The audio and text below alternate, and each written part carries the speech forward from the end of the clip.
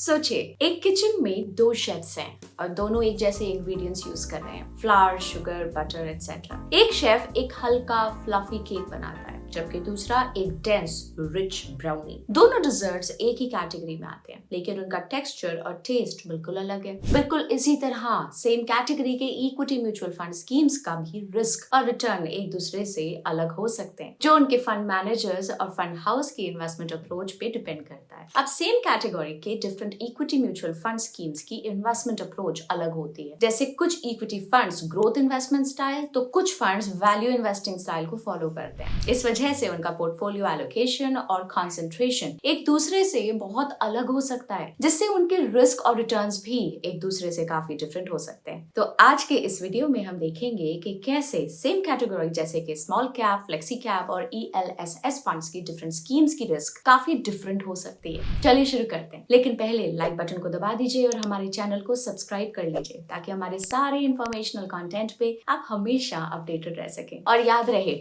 ये वीडियो सिर्फ educational purposes के लिए है, फाइनेंशियल एडवाइस नहीं है।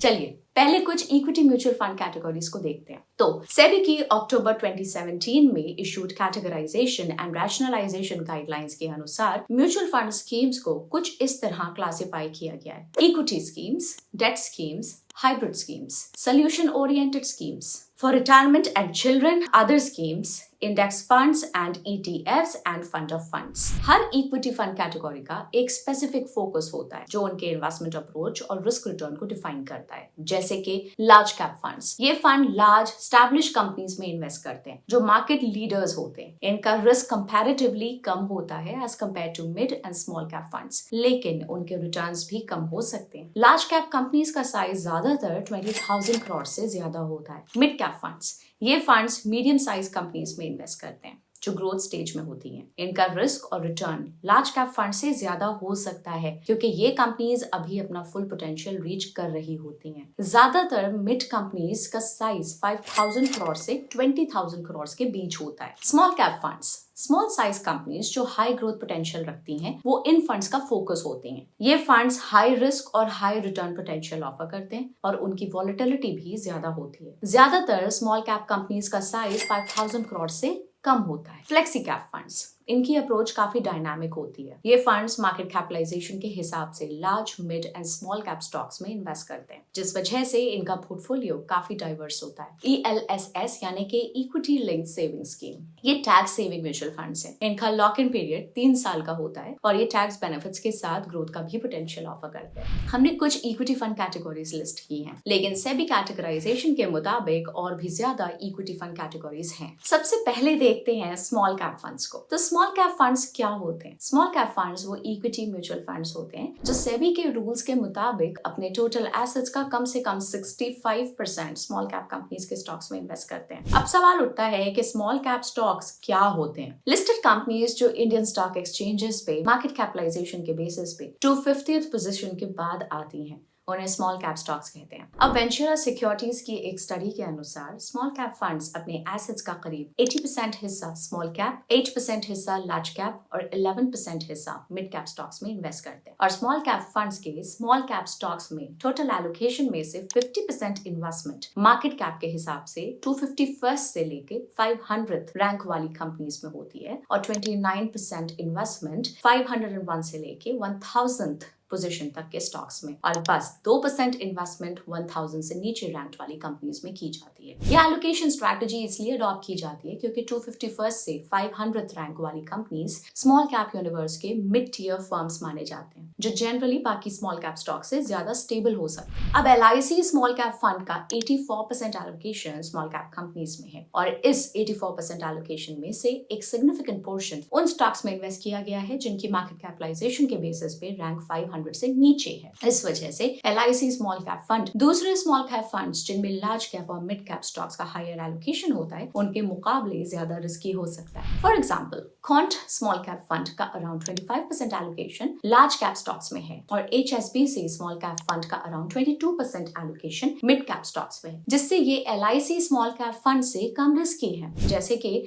आप इस एग्जांपल से देख सकते हैं, अलग अलग स्मॉल कैप फंड स्कीम्स का रिस्क लेवल उनके लार्ज, मिड और स्मॉल स्मॉल कैप स्टॉक्स के एलोकेशन पे डिपेंड करता है, भले ही ये सब एक ही कैटेगरी स्मॉल कैप फंड्स में आते हैं। इसलिए इन्वेस्टर्स अपने रिस्क प्रोफाइल के मुताबिक स्मॉल कैप फंड्स चूज करने के लिए इनका मार्केट कैप एलोकेशन चेक कर सकते हैं। अब बात करते हैं फ्लेक्सी कैप फंड्स की। Flexi cap funds large, mid और स्मॉल कैप स्टॉक्स में इन्वेस्ट करते हैं बिना किसी रिस्ट्रिक्शंस के, मतलब इनका पोर्टफोलियो डायनामिकली एडजस्ट होता है मार्केट की कंडीशंस के हिसाब से। अब यहाँ पे इंडियन स्टॉक एक्सचेंजेस पर जो लिस्टेड कंपनीज फर्स्ट से 100th रैंक तक आती हैं मार्केट कैपिटलाइजेशन के बेसिस पे, उन्हें लार्ज कैप कंपनीज कहते हैं। 101 से 250th रैंक तक आने वाली कंपनीज को मिड कैप कंपनीज कहते हैं, और जो कंपनीज 250th रैंक के बाद होती हैं उन्हें स्मॉल कैप कंपनीज कहते हैं। अब सेबी के रेगुलेशंस के हिसाब से फ्लेक्सी कैप फंड्स को अपने टोटल एसेट्स का मिनिमम 65% इक्विटी और इक्विटी रिलेटेड इंस्ट्रूमेंट्स में इन्वेस्ट करना जरूरी है। अब फ्लेक्सी कैप फंड्स को लार्ज, मिड और स्मॉल कैप स्टॉक्स में इन्वेस्ट करने का पूरा फ्रीडम होता है बिना किसी रिस्ट्रिक्शन के, लेकिन स्टडीज ये बताती हैं कि काफी फ्लेक्सी कैप फंड्स का एलोकेशन लार्ज कैप स्टॉक्स की तरफ बायस्ड होता है, मतलब इनका ज्यादा portfolio allocation large cap stocks में होता है। अब मनी कंट्रोल के डेटा के अनुसार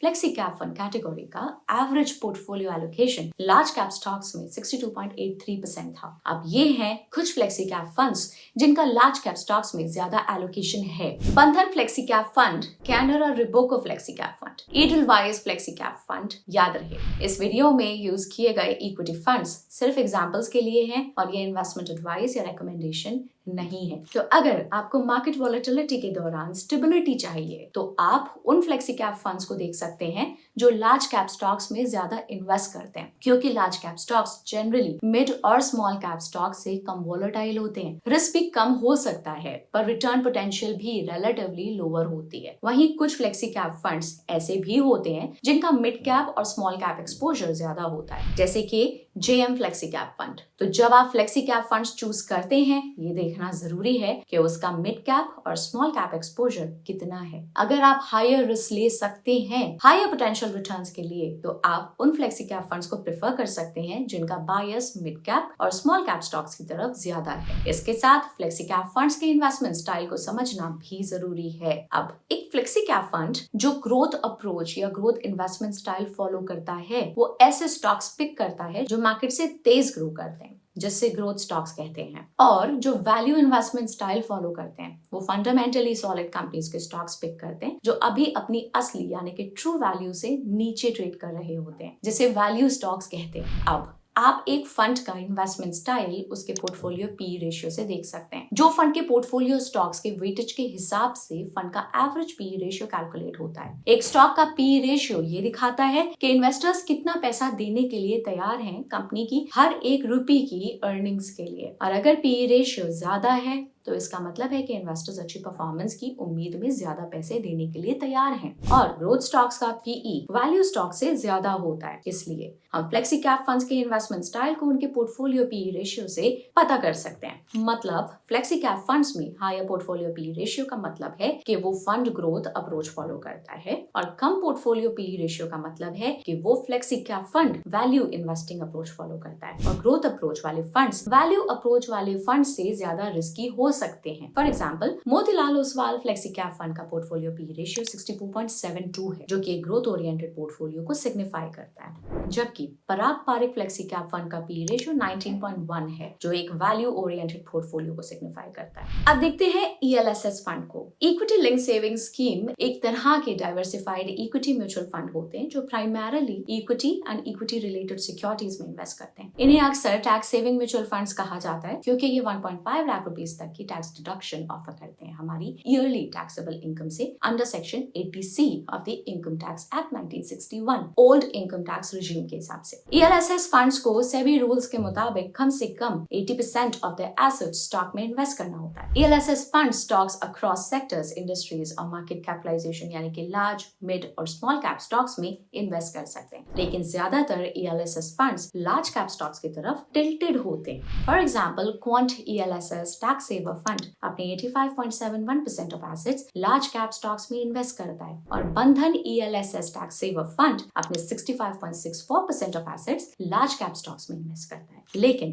कुछ ELSS फंड्स ऐसे भी होते हैं जिनका ज्यादा एलोकेशन मिड कैप और स्मॉल कैप स्टॉक्स में होता है। इस वजह से ये फंड्स उन ELSS फंड्स के मुकाबले ज्यादा रिस्की होते हैं जिनमें portfolio allocation large cap stocks की तरफ ज्यादा होता है। For example, Motilal Oswal ELSS tax saver fund 41% allocation mid cap stocks में रखता है, 29.2% एलोकेशन स्मॉल कैप स्टॉक्स में और सिर्फ 28.7% portfolio allocation large cap stocks में है। वैसे ही JM ELSS tax saver fund और Samco ELSS tax saver fund का भी पोर्टफोलियो एलोकेशन मिड कैप और स्मॉल कैप स्टॉक्स की तरफ ज्यादा एलोकेटेड है। अब सेबी कैटेगराइजेशन के अनुसार लार्ज कैप फंड्स अपने एसेट्स का एटलीस्ट 80% हिस्सा लार्ज कैप कंपनीज में कंपल्सरीली इन्वेस्ट करते हैं। इसीलिए ज्यादातर large cap funds similar investment approach follow करते हैं। देयरफॉर इनके सिमिलर रिस्क लेवल्स रहते हैं। और सेबी के कैटेगराइजेशन के अनुसार मिड कैप फंड्स अपने एसेट्स का 65% हिस्सा मिड कैप कंपनीज में कंपल्सरीली इन्वेस्ट करते हैं और रिमेनिंग 35% के लिए कुछ मिड कैप फंड्स का एलोकेशन लार्ज कैप के टुवर्ड्स हाई रहता है और कुछ का स्मॉल कैप के टुवर्ड्स हाई रहता है। तो सेम इक्विटी फंड कैटेगरी के स्कीम्स के रिस्क काफी अलग हो सकते हैं। इसलिए किसी भी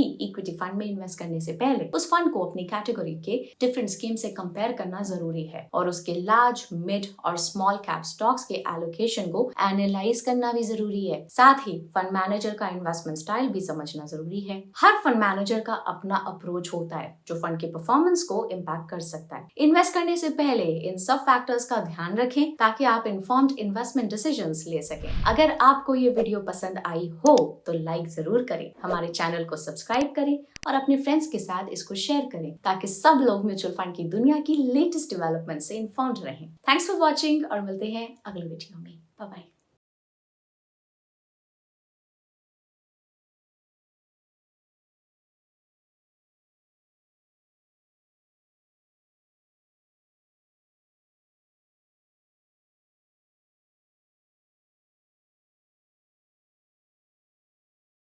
Mutual fund investments are subject to market risks. Read all scheme-related documents carefully.